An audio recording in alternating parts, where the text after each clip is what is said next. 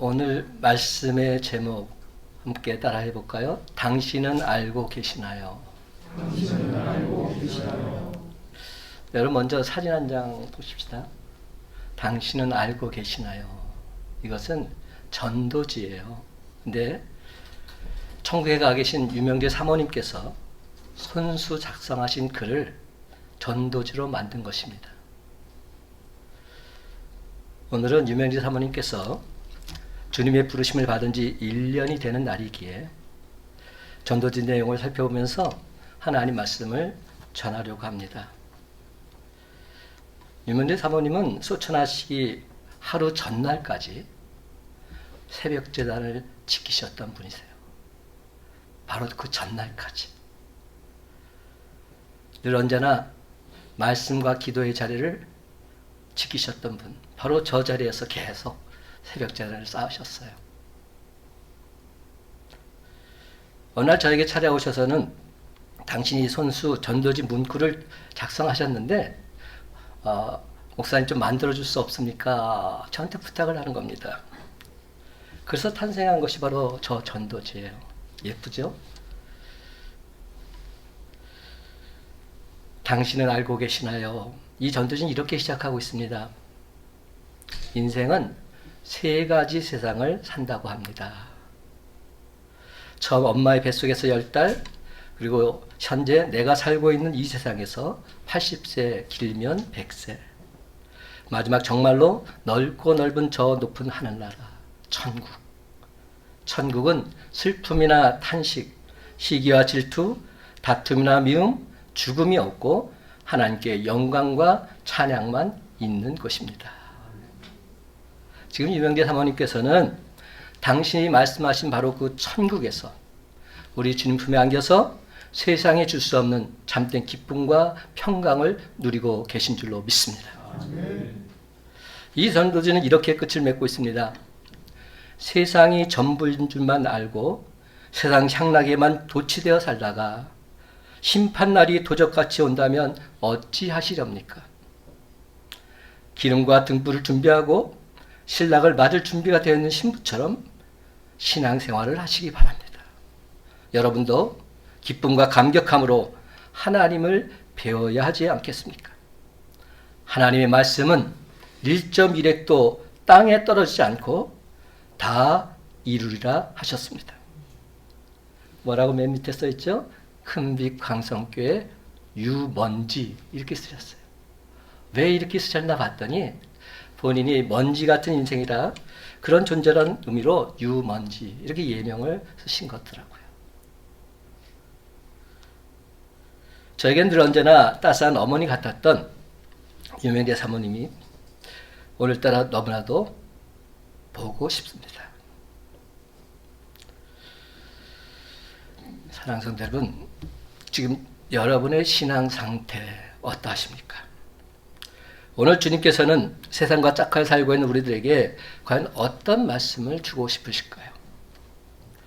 이 세상의 삶이 전부가 아님을, 예수님 당신께서 사망문에 이기시고 다시 살아서 부활의 첫 열매가 되신 것처럼 우리도 예수 똑바로 믿고 구원받아서 저 천국에서 영원한 생명을 누리길 원하지 않으시겠습니까? 그렇습니다, 여러분. 예수님께서는 바로 나 같은 죄와 사망에서 구원하시기 위해서 이 땅에 오셨고 이를 위해서 12명의 제자를 뽑으셨습니다. 인류 구속사역의 대업을 성취하고 복음을 전파하시기 위해서 제자들을 뽑으셨던 것입니다. 예수님의 12제자 중에는 가룟 유다라는 배신자도 있었지만 목숨을 걸고 복음을 전했던 충성스러운 3명의 제자가 있었던 사실 결코 잊어서는 안 됩니다. 그들은 바로 베드로와 야고보와 요한이었습니다. 그 중에 야고보는 12제자 중에 제일 먼저 순교를 했습니다. 반면에 요한은 가장 오래 살면서 하나님 나라를 위해서 복음을 증거하면서 요한계시록을 작성했습니다. 또한 베드로는 예수님의 수제자답게 수많은 사람들로 하여금 예수 그리스도를 나의 구주로 믿게 하는 데 있어서 초기 기독교의 초석을 놓은 사람입니다. 근데 여러분, 이 모든 것이 우연히 된 것이 아닙니다. 예수님께서는 이 세 명을 복음을 증거하기 위한 핵심 인재로 양육하셨던 겁니다. 그렇습니다. 베드로와 야고보와 요한, 이들에게 진정 복음 사역의 미래가 달려 있었던 것입니다. 그래서 예수님께서는 중요한 사역을 할 때마다 베드로와 야고보, 요한 이 세 명만큼은 꼭 데리고 왔습니다. 회당장 야이로의 딸을 살리실 때 이들만 함께 데리고 왔습니다. 겟세마네 동산에서 십자가의 고난을 앞두고 기도하실 때도 이들만 함께 데리고 왔습니다. 오늘 변화산에도 베드로, 야고보, 요한 이 세 사람만 데려가고 있습니다. 이들을 변화시켜서 복음 증거의 중추적 역할을 감당할 수 있도록 하기 위해서 집중적으로 훈련시키신 것입니다. 사랑하는 성도 여러분, 오늘 주신 말씀을 통해서 세 제자를 변화산으로 인도하신 예수님의 뜻 분명히 깨달아 알아서 우리 주님께 귀하게 쓰임받는 저와 여러분이 다 되시기를 예수님의 이름으로 간절히 축원합니다. 첫째로 변화산을 통해서 우리는 부활의 확신을 가져야 합니다. 제일 중요한 겁니다. 부활의 확신이 없다면 우리의 신앙은 헛겁니다. 아무 소용이 없습니다. 여러분, 세상에서 가장 강한 사람이 누구이겠습니까? 죽음을 두려워하지 않는 사람입니다. 죽음을 두려워하지 않는 사람, 이 세상에서 가장 강한 사람입니다. 죽으면 죽으리다 이런 각오로 앞으로 나아가는 사람, 그 누구도 막을 수 없습니다. 하나님께서는 변화산 사건을 통해서 베드로와 야고보와 요한이 바로 주님을 위해서 충성하는 사람이 되길 원하셨습니다. 죽음을 두려워하지 않고 주님을 위해서 충성을 다하는 신실한 주의 제자가 되길 원하셨던 겁니다. 그런데 여러분, 죽음을 두려워하지 않는 방법은 어디에 있을까요? 죽음의 고통보다 훨씬 더 영광스러운 삶이 죽음 후에 있다는 사실, 이것을 스스로 경험하고 확신하는 데 있습니다. 이 세상의 삶이 끝이 아니고 영원한 하늘나라에게 다 예비되어 있다, 이 확신만 있다면 죽음 넉넉히 물리칠 수 있습니다. 왜냐하면 끝이 아니기에. 사도 바울은 이렇게 고백합니다. 고린도후서 5장 16절, 17절, 18절. 그러므로 우리가 낙심하지 아니하노니 우리의 겉사람은 낡아지나 우리의 속사람은 날로 새로워지도다. 우리가 잠시 받는 환난에 경한 것이 지극히 크고 영원한 영광에 충한 것을 우리에게 이루게 함이니 우리가 주목하는 것은 보이는 것이 아니요 보이지 않는 것이니 보이는 것은 잠깐이요 보이지 않는 것은 영원함이로다. 아멘입니다. 하나님께서는 변화산 사건을 통해서 바로 이것을 먼저 제자들에게 보여주길 원하셨던 겁니다. 오늘 본문을 시작할 때 8일쯤 되어라는 말이 처음으로 대두가 됩니다. 이 8일쯤 됐다는 것이 무엇일까요? 이 8일의 의미는 이전의 사건을 우리가 알 필요가 있어요. 이전에 어떤 사건이 있었느냐면 가이사랴 빌립보에서 사람들이 나를 누구라 하느냐 제자들에게 물으셨습니다. 그리고 이에 대해서 제자들에게 묻습니다. 그렇다면 너희는 나를 누구라 하느냐? 이때 베드로가 뭐라고 대답했습니까? 주는 그리스도시요 세상에 오시는 하나님의 아들이십니다. 이 고백을 한 지 8일이 된 날입니다. 굉장히 중요한 의미가 담겨 있습니다. 그렇다는 얘기는 이 8일쯤 되어라는 이 말을 통해서 이것은 신화적 사건이 아니고 지어낸 이야기가 아니라 역사적인 사건을 말하고 있음을 명백히 보여주고 있는 겁니다. 8일쯤 지나서 예수님께서 무엇을 보여주시는지 29절 상반절 말씀 보시기 바랍니다. 이렇게 시작됩니다. 기도하실 때 용모가 변화되고, 그렇습니다. 그들의 눈앞에서 신비한 기적이 일어난 겁니다. 인간의 몸을 입고 오신 예수님이 부활 후에 가지실 신비한 형체로 변형되신 겁니다. 그렇다면 어떻게 변형되셨습니까? 29절 하반절, 그 옷이 휘어져 광채가 나더라. 성경은 예수님의 옷이 눈부시게 빛났다 기록하고 있습니다.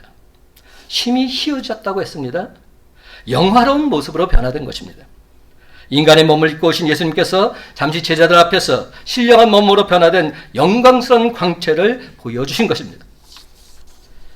예수님만 그런 것이 아닙니다. 30절을 보십시오. 어떻게 시작됩니까? 문득 두 사람이 예수와 함께 말하니 이는 모세와 엘리야라. 이 장면을 보면서 우리가 좀 생각해 볼 필요가 있어요. 이미 오래전 사람인 모세와 엘리야도 지금 나타나고 있습니다. 근데 여기서 저에게 한 가지 의문이 생겼습니다. 어떻게 베드로, 야고보, 요한이 모세와 엘리야를 알아보았을까? 여러분, 어떻게 저분이 모세요? 어떻게 저분이 엘리야요? 알아볼 수 있었을까요? 저만 이상합니까? 저만 이런 생각합니까? 그 당시 사진 기술이 발달해서 모세와 엘리야의 사진이 저장되어 있었습니까? 아니죠. 아니면 모세와 엘리야의 초상이 대대로 전해져 내려오고 있었습니까? 아닙니다. 그런데도 그들은 모세와 엘리야를 알아보고 있는 겁니다. 사랑하는 성도 여러분, 이것이 바로 우리에게 나타날 부활체의 모습을 예표해 주고 있는 모습입니다. 여러분, 한번 이런 생각 안 해보셨어요? 우리가 천국 가서 어떻게 서로를 알아볼까? 대부분이 정상적으로 세상을 떠나게 되면 다 나이가 들어서 떠나잖아요. 그러니까 이렇게 젊어도 정상적으로 세상을 떠나면 할머니가 돼서 떠나는 거예요.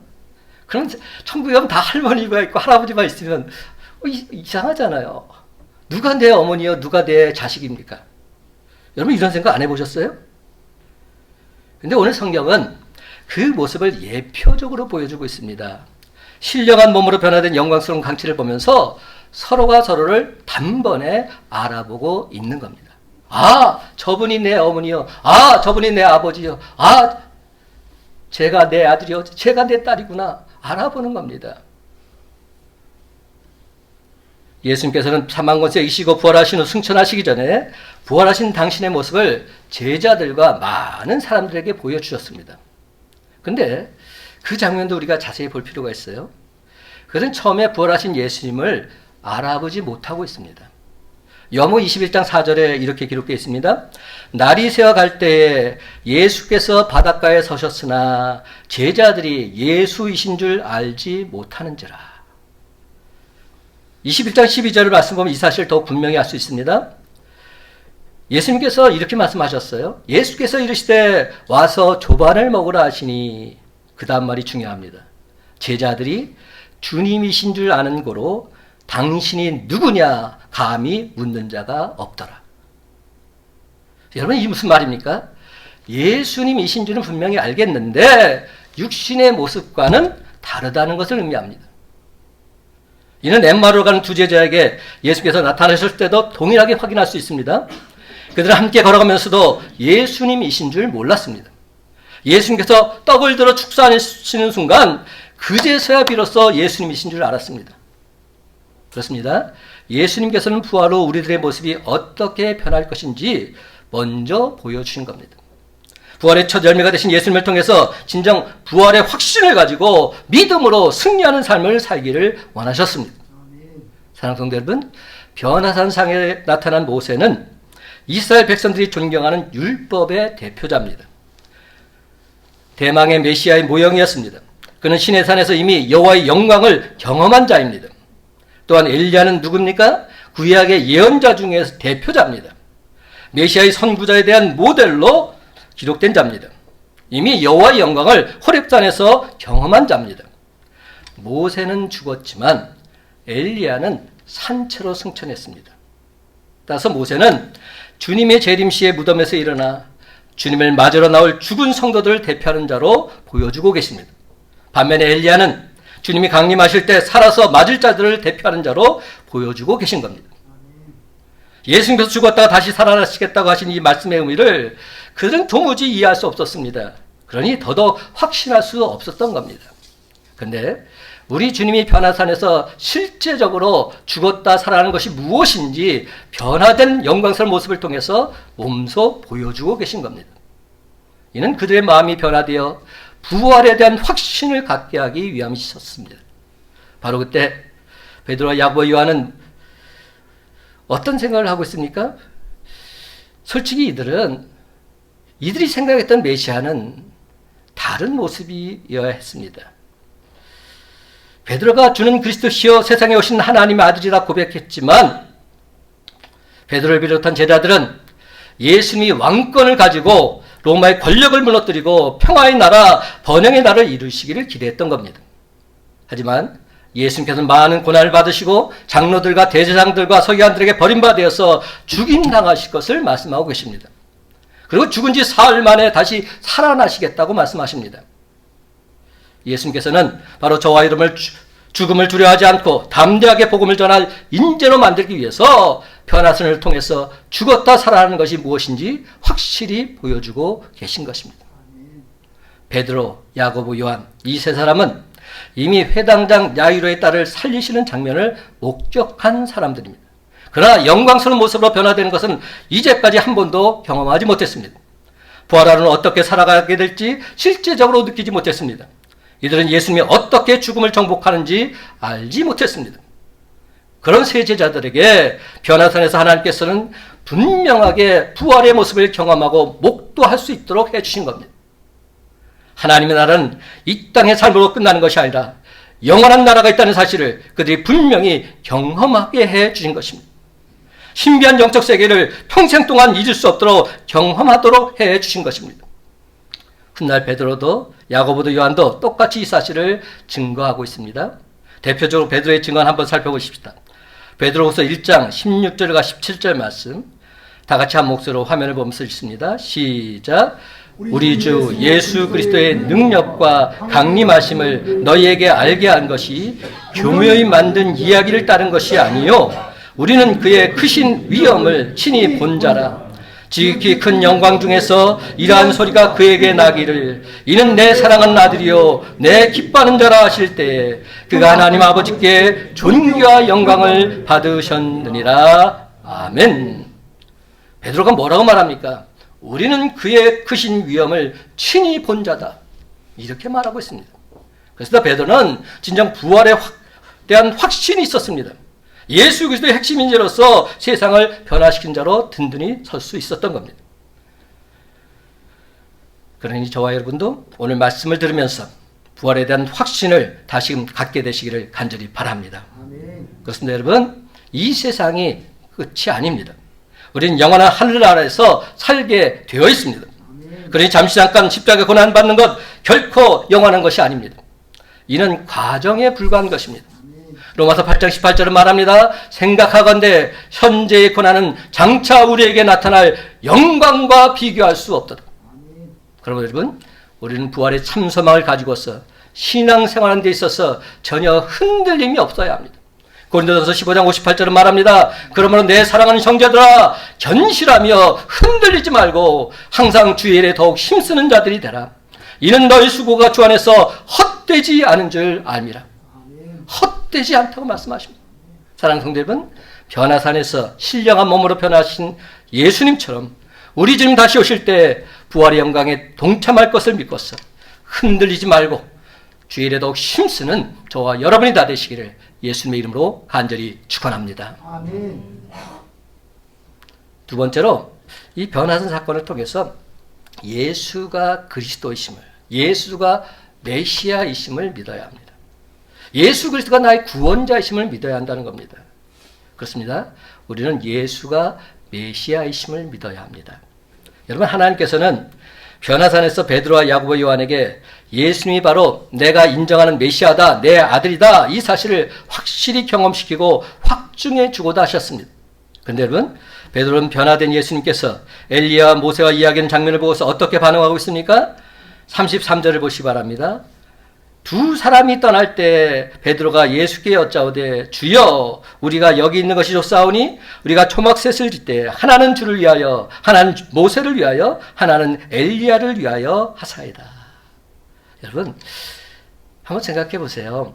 예수님이나 엘리야, 모세가 무슨 초막이 필요하겠습니까? 아직까지도 베드로는 지금 똥인지 된장인지 전혀 분간하지 못하고 있는 겁니다. 아무 말만 지금 짓거리고 있는 거예요. 만에 하나 초막이 필요하다고 할 것 같으면 베드로, 야고보, 요한에게 필요하겠죠.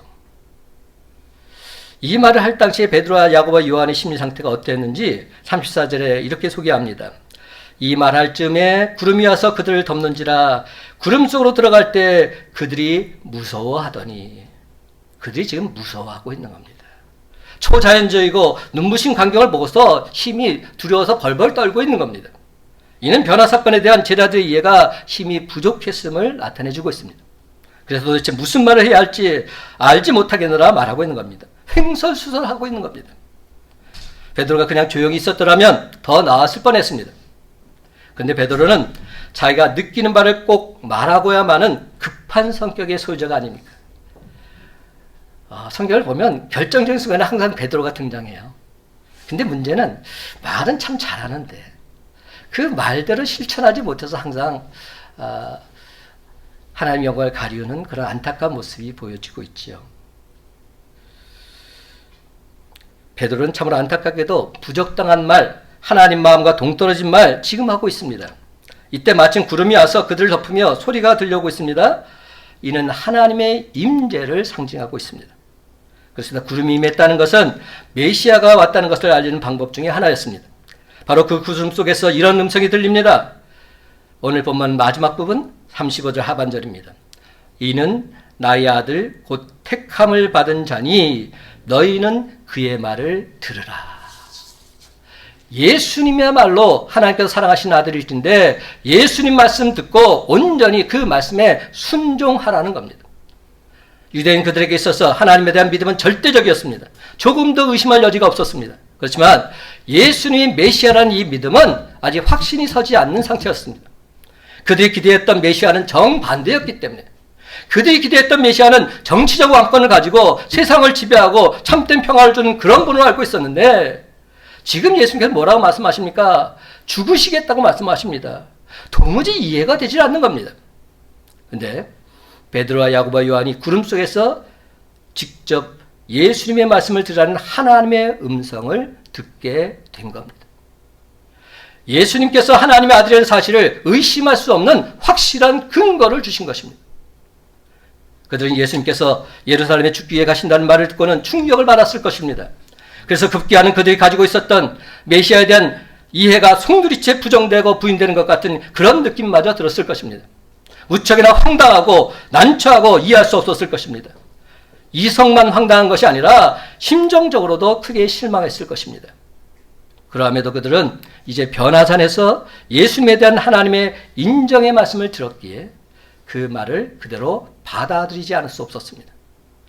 하나님께서는 그들을 예수는 그리스도다, 예수는 메시아다 하는 사실을 증거하는 영광스러운 증인으로 삼고 싶으셨습니다. 피난처로 만든 초막이 아니라 진정한 피난처는 예수 그리스도 한 분뿐이심을 하나님께서 알려주고 계신 것입니다. 그렇습니다, 여러분. 진정한 피난처는 예수 그리스도 한 분밖에 없는 줄 믿으시기 바랍니다. 하나님께서는 예수님께서 세례받으실 때도 동일하게 말씀해 주셨습니다. 메시아 신분으로 공생의 사역을 시작하실 때 성부 하나님께서 공적인 선언을 하고 계십니다. 이는 내 사랑하는 아들이요 내 기뻐하는 자라. 사랑하는 성도 여러분, 예수 그리스도 우리 주님은 참으로 하나님의 아들이시며 메시아이십니다. 나의 구주이시요 나의 구원자이십니다. 이 믿음이 흔들리지 않아야 하나님 나라의 위대한 인재로 쓰임받을 수 있습니다. 아무리 많은 성경적 지식이 있다 할지라도 이 믿음이 없으면 능력이 없습니다. 율법의 상징인 모세와 예언의 상징인 엘리야도 바로 이것을 증거하고 있는 겁니다. 그렇습니다. 율법과 예언이 예수 그리스도 예수님을 통해서 완성되었다는 것을 예표해주고 있는 겁니다. 우리 주님께서 죽었던 모세와 승천했던 엘리야와 함께 나타나는 것은 산자와 죽은 자를 지배하는 메시아의 능력을 보여주고 계신 겁니다. 메시아의 그림자였던 그들이 이제는 예수가 참 메시아임을 증거하기 위해서 나타난 것입니다. 이것이 바로 변화산 사건이라 저는 생각합니다. 율법이 요구하는 것은 두세 증인이 있어야 되는데 모세와 엘리야를 통해서 하나님께서는 예수님이 메시아라는 진리를 확증해 주고 계신 것입니다. 그럼에도 불구하고 여러분 아직도 의심이 가십니까? 하나님은 변화산 사건을 체험하고 나서 우리 마음도 변화되어서 예수님께서 확실히 메시아라는 사실을 믿고서 우리 입술로 고백하길 원하고 계십니다. 요한복음 20장 31절은 이렇게 말합니다. 함께 읽어봅시다. 오직 이것을 기록함은 시작. 오직 이것을 기록함은 너희로 예수께서 하나님의 아들 그리스도이심을 믿게 하려 함이요 또 너희로 믿고 그 이름을 힘입어 생명을 얻게 하려 함이니라. 아멘. 우리에게 성경 말씀을 기록해 주신 목적이 분명히 나옵니다. 너희가 예수께서 하나님의 아들 그리스도이심을 믿게 하려 함이요 또 너희로 믿고 그 아들을 힘입어 생명을 얻게 하려 함이라. 사랑하는 성도 여러분, 이 말씀 그대로 예수가 진정 하나님의 아들 그리스도이심을 믿음으로 고백함으로 영생, 즉 영원한 생명을 얻는 저와 여러분의 복된 삶이 다 되시기를 예수님의 이름으로 간절히 축원합니다. 아멘. 마지막으로 변화산을 통해서 우리가 또 발견해야 될 모습은, 변화산을 체험했다면 이제 우리는 진짜 주님의 제자가 되어야 됩니다. 지금까지 어떠했든지 그건 상관이 없어요. 이제부터 진짜 신앙생활을 해야 된다는 겁니다. 진짜 주님의 제자가 되어야 합니다. 여러분, 변화산에서 과연 어떤 일이 벌어졌습니까? 구약의 율법과 선지자를 대표하는 모세와 엘리야가 나타나서 예수님과 대화를 나누고 있습니다. 그 모습을 본 베드로는 여기 있는 것이 좋사오니 초막셋을 지어 변화산에서 함께 머물고자 했습니다. 그러나 31절을 보면 정작 변화산에서 예수님께서 모세와 엘리야와 함께 하신 말씀이 뭔지 아세요? 장차 예루살렘에서 별세하실 것에 대한 이야기를 나눴던 겁니다.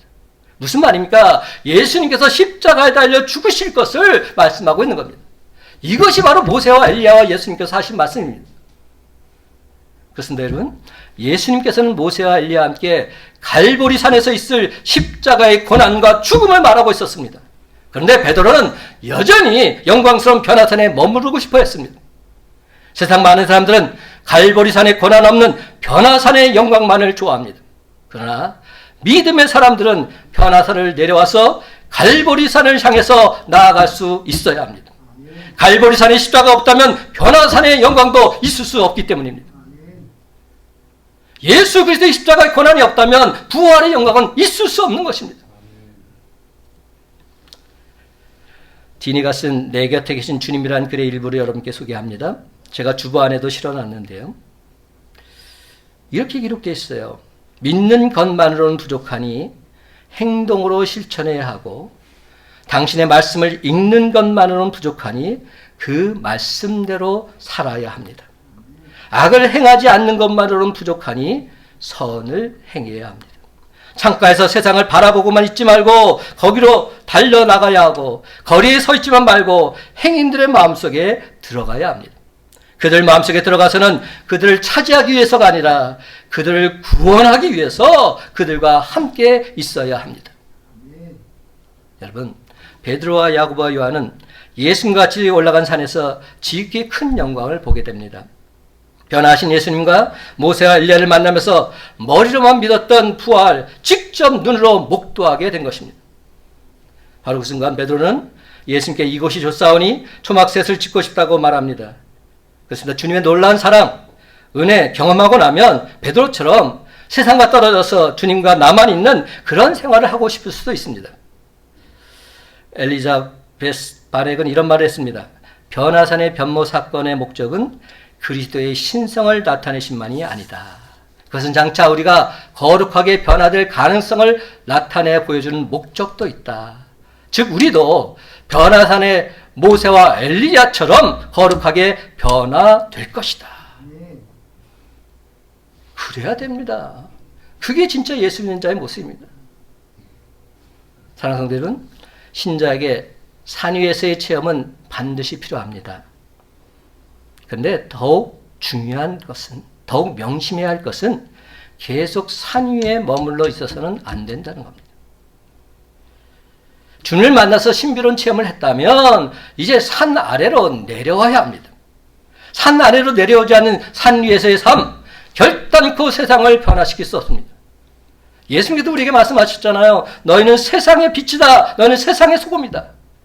교회의 빛이 아닙니다. 교회의 소금이 아닙니다. 세상에 나가서 그 빛을 전하고 세상에 나가서 소금된 역할을 해야 되는 겁니다. 아멘. 이것이 주님의 말씀입니다. 아멘. 그렇습니다, 여러분. 변화산의 진정한 의미는 산 위에 머물러 있지 말고 산 아래로 내려와서 이 세상을 하나님 나라로 변화시키는 데 있습니다.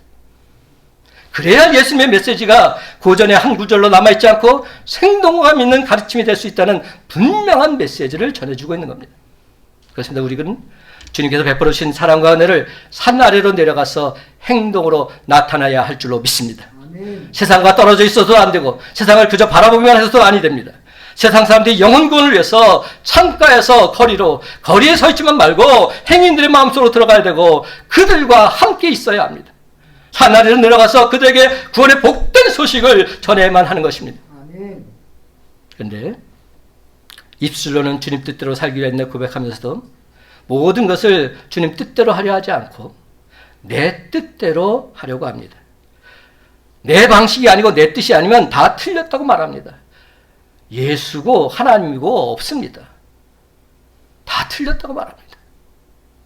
하지만 여러분, 머릿속으로는 도무지 이해가 가지 않는다 할지라도 주님 방법을 결코 의심하지 마시고 그대로 받아들이고 그 말씀대로 준행하시기 바랍니다. 법궤를 메고 요단강물에 들어가라 하면 법궤를 메고 들어가십시오. 여리고성을 13번 돌라 하면 13번 도시기 바랍니다. 지금 이 순간 하나님께서 우리에게 말씀하십니다. 35절 말씀. 이는 나의 아들 곧 택함을 받은 자니 너희는 그의 말을 들으라. 너희는 그의 말을 들으라. 그래서 아무리 생각해도 도무지 상식에 맞지 않고 비이성적인 것 같고 논리에 전혀 맞지 않는다 할지라도 우리 주님께서 말씀하신 것이라면 그 말씀은 완전 진리일진데 100% 순종하며 나아가시기 바랍니다. 아멘. 이제 말씀을 했습니다. 사랑하는 성도 여러분, 이제부터 우리 모두는 주의 말을 듣고 그 말씀대로 준행함으로 날마다 주님이 행하신 기적을 목도하면서 마침내 부활하신 주님이 계신 저 천국에 당당히 이르게 될 줄로 믿습니다. 아멘. 그렇습니다. 여러분, 무늬만 그리스도인이 아니라 베드로와 야고보 요한처럼 진짜 주님의 제자가 되었어요. 십자가 길을 묵묵히 걸어가므로 부활의 영광에 기쁘게 참여하는 저와 여러분의 복된 삶이 다 되시기를 예수님의 이름으로 간절히 축원합니다.